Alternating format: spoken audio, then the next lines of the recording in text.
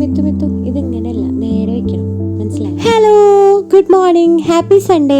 അപ്പൊ ഇന്നുണ്ടല്ലോ ഞാൻ കുറച്ച് വിത്തുകളൊക്കെ വാങ്ങിച്ചിട്ടുണ്ട്. അപ്പൊ ഞാൻ സൺഡേ ആവാൻ വേണ്ടി വെയിറ്റ് ചെയ്തിരിക്കുകയായിരുന്നു ഇതൊക്കെ ഒന്ന് സെറ്റ് ചെയ്യാൻ വേണ്ടിയിട്ട്. ഇതേപോലത്തെ ഒരു ട്രേ ആണ് ഞാൻ എടുത്തിരിക്കുന്നത്. This tray have more capability to germinate the seed. Course ഇതിന്റെ സൈസ് കുറച്ച് കൂടുതലാണ്, അപ്പൊ നമുക്ക് പെട്ടെന്ന് ഒന്നും മാറ്റി നടേണ്ട ആവശ്യം വരില്ല. ഇതിന്റെ മിക്സ് ആയിട്ട് ഞാൻ യൂസ് ചെയ്തത് കോക്കോപീറ്റും പിന്നെ ചാണകപ്പൊടിയും ആയിരുന്നു കേട്ടോ. By the way, this is my own way to germinate the seeds. ഇതേപോലെ തന്നെ ചെയ്യണമെന്നില്ല, ഇതേപോലെ തന്നെ ആവണമെന്നില്ല, പക്ഷെ ഞാൻ ഇതേപോലെയാണ് കേട്ടോ ചെയ്യാറ്.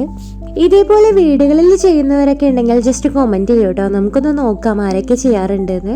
അങ്ങനത്തെ മത്തന്റെ വിത്താണ് കേട്ടോ ഞങ്ങൾ ആദ്യം നടാൻ പോകുന്നത്.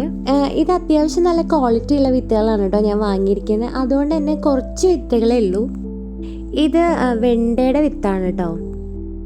പിന്നെ ഇത് പയറിന്റെ വിത്തുകളാണ്. ഇതും സാധാ നമ്മുടെ പച്ചപ്പയറിന്റെ വിത്ത് തന്നെയാണ് കേട്ടോ. പിന്നെ ഇത് നമ്മുടെ സാലഡ് ക്യൂക്കമ്പറാണ്.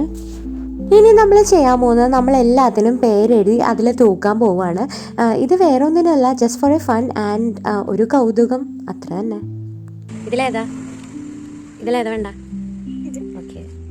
മാത്രമല്ല കുട്ടികളൊക്കെ വീട്ടിലുള്ളവരാണെങ്കിൽ ഇതേപോലെ ചെറിയ രീതിയിൽ എഡ്യൂക്കേറ്റ് ചെയ്യാനും ഇതേപോലെ ചില ഐഡിയാസ് ഒക്കെ വെച്ചിട്ട് അവരിൽ ഒരു ഇൻട്രസ്റ്റ് ഉണ്ടാക്കി എടുക്കാനും പറ്റും കേട്ടോ.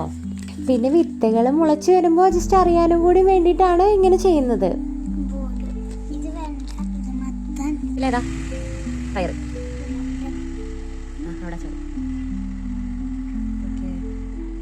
അങ്ങനെ അറ്റ്ലാസ്റ്റ് അതൊക്കെ നനയ്ക്കും കൂടെ കഴിഞ്ഞപ്പോൾ ഇന്നത്തെ പരിപാടി കഴിഞ്ഞു കേട്ടോ. അപ്പോൾ എൻ്റെ വീഡിയോസ് ഇഷ്ടപ്പെടുന്നുണ്ടെങ്കിൽ തീർച്ചയായിട്ടും ഒന്ന് സപ്പോർട്ട് ചെയ്യണേ. അപ്പോൾ ഈ വീഡിയോൻ്റെ കൂടുതൽ അപ്ഡേറ്റ്സ് വേണമെങ്കിൽ ഒന്ന് സബ്സ്ക്രൈബും ചെയ്യണേ. അപ്പോൾ ഇത്രയേ ഉള്ളൂ. Bye and thanks for watching.